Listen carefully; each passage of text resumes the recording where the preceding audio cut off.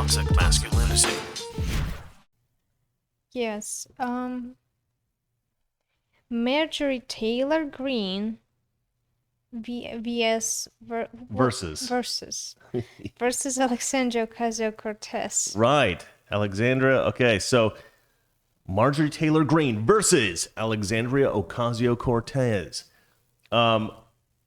So you guys may have heard this story. This is pretty fun.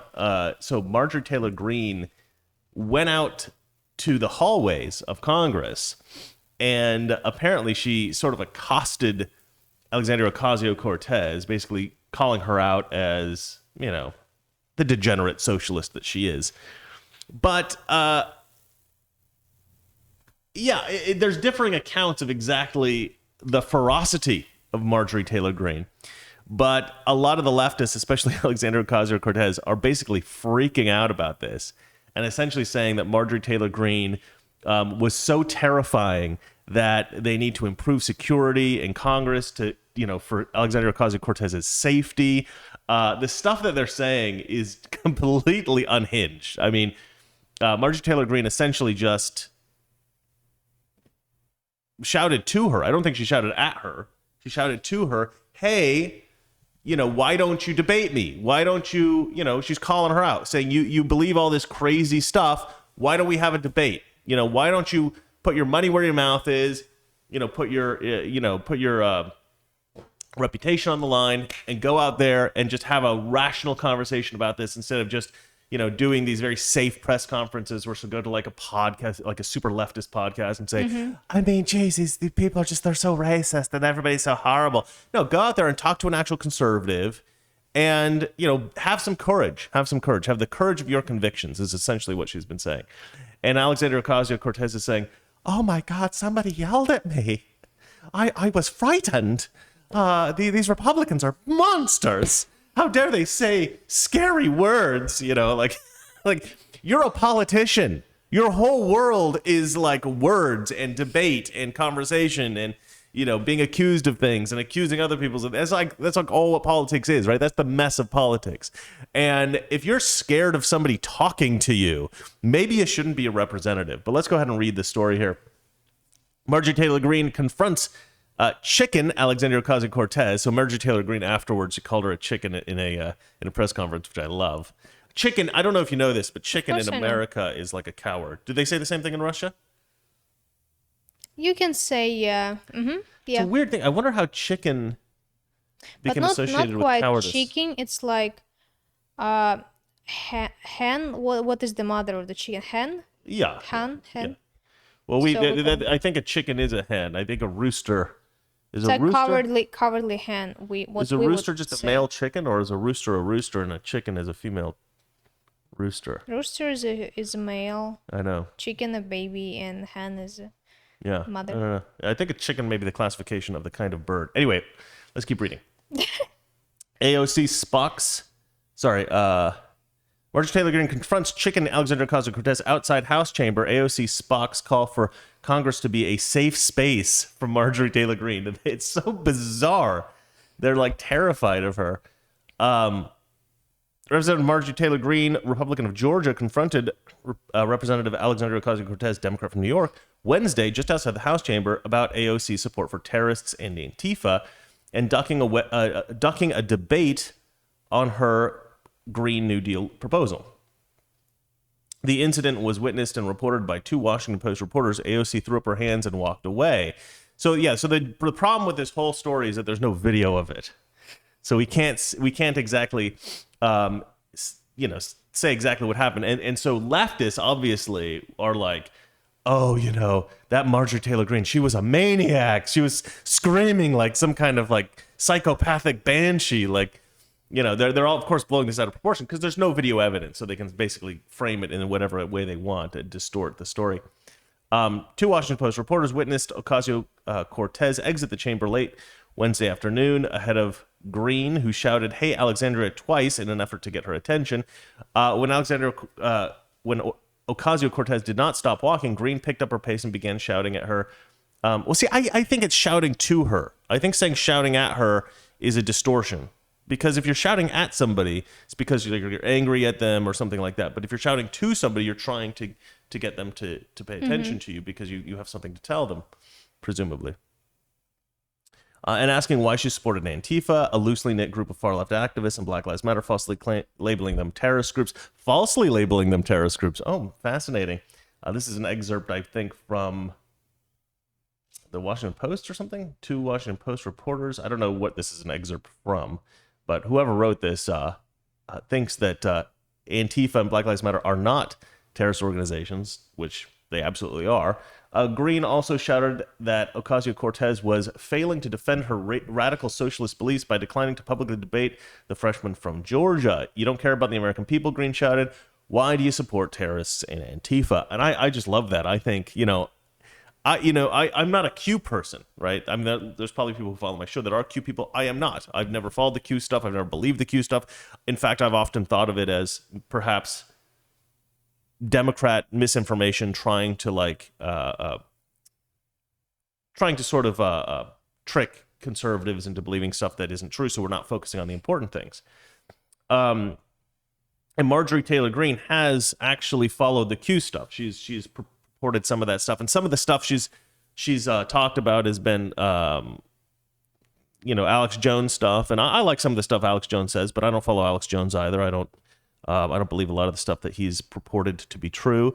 Although I do think Alex Jones has brought to light some things that other people aren't willing to do, which I think is important. So I don't think he's like a total fraud or anything. Although I'm not a huge Alex Jones fan. But anyway, so she expresses some ideas that I don't agree with, but nevertheless, in a metaphorical sense, the woman's got balls, and I do respect that greatly. I'm not one of these people that says, okay, well, Marjorie Taylor Greene has said some things I don't agree with, so she's not a real Republican. I don't like her. No, just because you don't agree with somebody on every single issue, that doesn't mean they're not a real conservative or a real Republican. I think she absolutely is a real conservative, and I respect her, and this makes me just like her more. Ocasio-Cortez did not stop to answer Greene, only to turn around once, throwing her hands in the air in an exasperated motion, because she's not so good with the words. 2 reporters were not close enough to hear what the New York Congresswoman said, and her office declined to discuss her specific response. Representative Greene tried to begin with an argument. Sorry. I don't know what's going on. I got some kind of issue. All right. Representative Greene tried to begin an argument with Congressman Ocasio-Cortez, and when Representative Ocasio-Cortez tried to walk away, God, why do they keep saying that? Just put AOC. It's so much easier. Congresswoman Greene began screaming.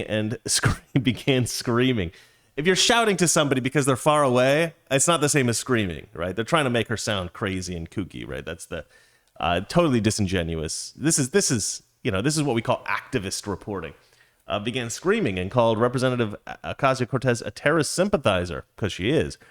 Ocasio-Cortez's spokeswoman, Lauren Hitt, said in a statement, "We hope leadership and the sergeant at arms will take real steps to make Congress a safe, civil place for all members and staff." Yeah, the sergeant at arms has to get involved here because somebody shouted across the room to AOC. Therefore, AOC is terrified and stuff has to be done. Let's see here. Especially as many offices are discussing reopening. Because of what? Because of COVID? Were they closed because of COVID? I don't understand what they're talking about. One member has already been forced to relocate her office due to Congresswoman Greene's attacks. Did somebody move their office to get away from Marjorie Taylor Greene? That's too funny. Before walking away, Greene said that the encounter was intended to hold Democrats accountable for their policy proposals. She's a chicken. She doesn't want to debate the Green New Deal. She said to a small group of reporters and onlookers near the entrance to the chamber, "These members are cowards. They need to defend their legislation to the people. That's pathetic." I love that. Yeah, so all of this is the Washington Post. They didn't say that until now, but apparently it's the Washington Post that we were reading from. Marjorie Taylor Greene posted about her confronting AOC, saying, "Just talk to AOC again. You chickened out because you're too scared to debate me about your socialist Green New Deal. You are also a hate America terrorist sympathizer. Hashtag Jihad Squad." I love that. I was actually going to report about that the other day, yesterday when I didn't do the show. Hashtag Jihad Squad. I just think that's the best thing ever. Jihad squad. Yeah. Members of Congress do not support terrorism. Let's see here. Yeah. And shouldn't be afraid. I don't know. I don't understand this. And should not be afraid to debate their legislation. Okay, so I think what she's saying is members of Congress should not support terrorism and shouldn't be afraid to debate their legislation. I think that's what she intended to say. But here's the crazy thing. So all these like leftists like lost their minds at all of this stuff. They are basically, I was reading this whole thread on Twitter about leftists sort of celebrating this, almost like AOC somehow won this confrontation. Like this is somehow proof that Marjorie Taylor Greene is like a bad person, and they're basically like, yeah, Alexandria Ocasio-Cortez is so awesome. She just owned Marjorie Taylor Greene. Oh, because I think AOC responded on Twitter by saying, I used to be a bartender and we used to throw people like you out of the bar. You used to throw people out of the bar whose political beliefs you disagreed with? That doesn't sound right. So, but, obviously they're trying to say that she was being loud and obnoxious and stuff like that. Now, obviously, Marjorie Taylor Greene didn't break anything. She wasn't drunk. She wasn't trying to start like a physical fight or anything like that.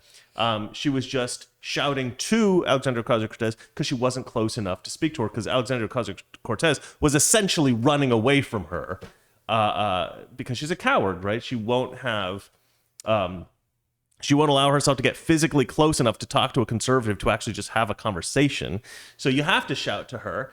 Not necessarily shouting at her, right? But they're trying to distort what happened in this way to make Marjorie Taylor Greene sound, crazy. That's the leftist position at this point. Blue checkmark liberals were triggered by Marjorie Taylor Greene peacefully confronting AOC. This is the second time that Marjorie Taylor Greene has created a hostile work environment for her colleagues.